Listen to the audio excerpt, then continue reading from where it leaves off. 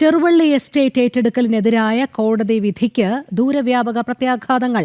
സംസ്ഥാനത്ത് വിദേശ കമ്പനികളുടെയും വ്യക്തികളുടെയും പേരിലുണ്ടായിരുന്ന 1,66,000 ഏക്കർ തോട്ടഭൂമികൾ തിരികെ പിടിക്കാനുള്ള ശ്രമങ്ങൾക്ക് വിധി തിരിച്ചടിയാകും എന്ന ആശങ്ക.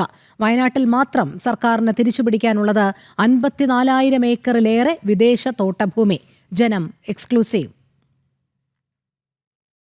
സ്വാതന്ത്ര്യത്തിനു മുൻപ് വിദേശ പൗരന്മാർക്കും കമ്പനികൾക്കും പാട്ടത്തിനും ഗ്രാൻഡായും നൽകിയ കേരളത്തിലെ വലിയ എസ്റ്റേറ്റുകളെയാണ് വിദേശ തോട്ടഭൂമി അഥവാ ഫോറിൻ പ്ലാന്റേഷൻ ലാൻഡ് എന്ന് പ്രധാനമായും സൂചിപ്പിക്കുന്നത്.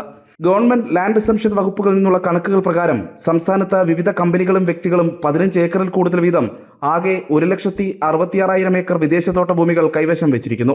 സുപ്രീം കോടതിയുടെ നിർദ്ദേശപ്രകാരം വിവിധ ജില്ലകളിൽ ഉടമസ്ഥാവകാശം തിരിച്ചുപിടിക്കാൻ കളക്ടർമാർ വഴി സർക്കാർ നൽകിയിരിക്കുന്ന സിവിൽ കേസുകളും പുരോഗമിക്കുന്നുണ്ട്.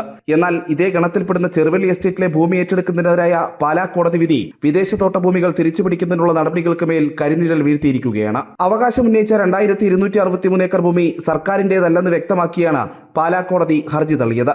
2005 ഹാരിസൺ മലയാളം ലിമിറ്റഡ് ബിരുവേഷ് ചർച്ചിന് കീഴിലുള്ള അയന ചാരിറ്റബിൾ ട്രസ്റ്റ് ഭൂമി വിറ്റതും കോടതി ശരിവെച്ചു.